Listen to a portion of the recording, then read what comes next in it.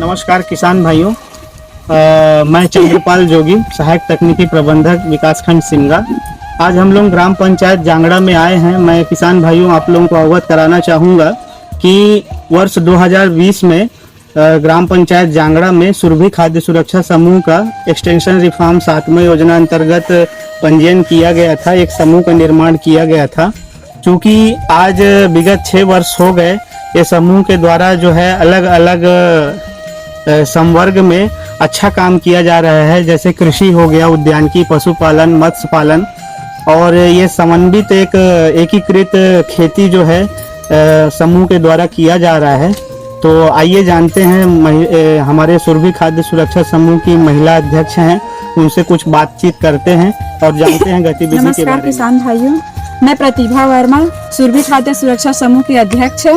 जैसे कि आप लोगों को सर ने बताया कि हम लोगों को जो समूह है उसका पंजीकरण 2020 में ही हो गया है, और 2020 में पंजीकरण होने के बाद सर्वप्रथम हम लोग जो है वह केचुआ खाद बनाने का कार्य प्रारंभ किए, जो अभी तक निरंतर चल रहा है। आप लोग देख सकते हैं कि हम लोगों का केचुआ खाद बनकर रेडी है, ये छानने के लिए तैयार है। और ये अब हम लोगों का ये कार्य जो है इतना प्रोग्रेस किया है कि हम लोग अब इसका डिमांड जो है वह टनों में आने लगा है, जिसके हम लोग पूर्ति भी नहीं कर रहे हैं। इससे हम लोग सालाना लगभग 50 से 60 हजार की आमदनी ले लेते हैं। साथ ही इसके साथ ही हम लोग मशरूम उत्पादन का जो कार्य है वो भी कर रहे हैं। जो मशरूम उत्पादन है वो सीजनल होता है, एक मौसम में ही करते हैं। जो ऑयस्टर मशरूम है उसके लिए ठंडा की जरूरत होती है, इसलिए। और ये मशरूम जो है उसको हम लोग लोकल मार्केट जैसे कि भाटापारा, हथबान, सिमगा, लोकल मार्केट में ही ये इसकी पूर्ति हो जाती है। इससे भी हम लोग 20 से 30 हजार की आमदनी ले लेते हैं। तो साथ ही हम लोग जो गौ पालन करते हैं, जिससे अवशेष जो प्राप्त होता है गोबर, उसका हम लोग 2 उपयोग करते हैं। एक तो केचुआ खाद बनाने में करते हैं, साथ ही यहाँ पे एक यूनिट लगा हुआ है गोबर गैस प्लांट, जिससे इससे गोबर का 2 यूज होता है। एक तो गैस का भी उपयोग होता है, जिससे हम लोगों के गैस के खर्चा है उससे बचत होता है, और साथ ही इससे सैलरी जो है सैलरी निकलता है। इससे बहुत ही अच्छा खाद प्राप्त होता है। आप देख सकते हैं कि जो हम लोग गौ पालन करते हैं, यहाँ पे गौवंश को रखने की व्यवस्था की गई है। -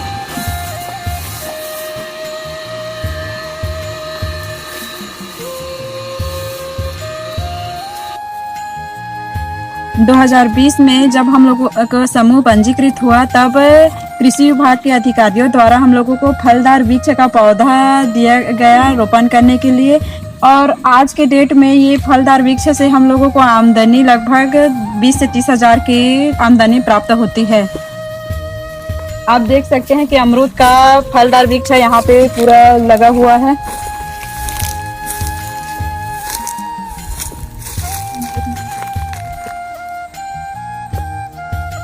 किसान भाइयों, आप लोग देख सकते हो कि ये जो नेट हाउस लगा हुआ है वह कृषि विभाग के अधिकारियों के मार्गदर्शन में उद्यानिकी विभाग के अनुदान प्राप्त से लगा हुआ है। आइए हम लोग देखते हैं कि इसमें कौन सा फसल का भी रोपण किया गया है।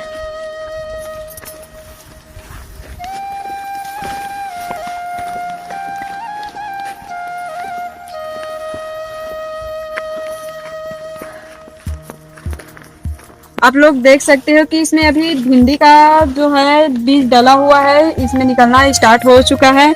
और ये ड्रिप सिस्टम भी है इसमें, ये भी अनुदान से ही प्राप्त हुआ है। और ये एक एकड़ में ही ये लगा हुआ है।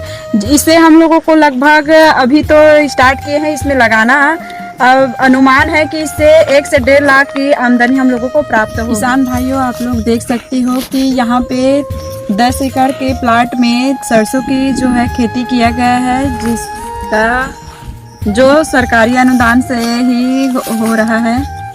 और इस फसल की आमदनी हम लोगों को लगभग 1.5 से 2 लाख के आसपास मिल जाएगा।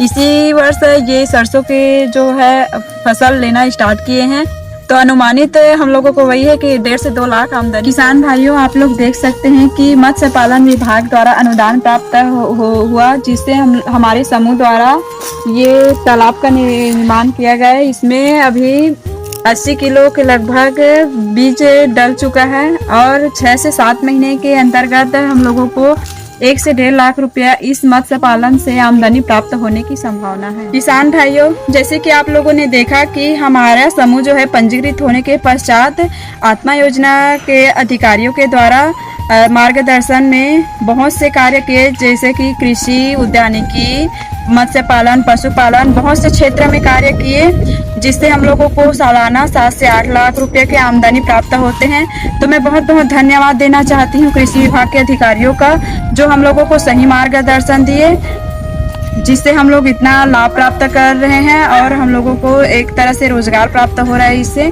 तो मैं बहुत बहुत धन्यवाद करती हूँ कृषि विभाग के अधिकारियों का। जय हिंद, जय छत्तीसगढ़, जय भारत।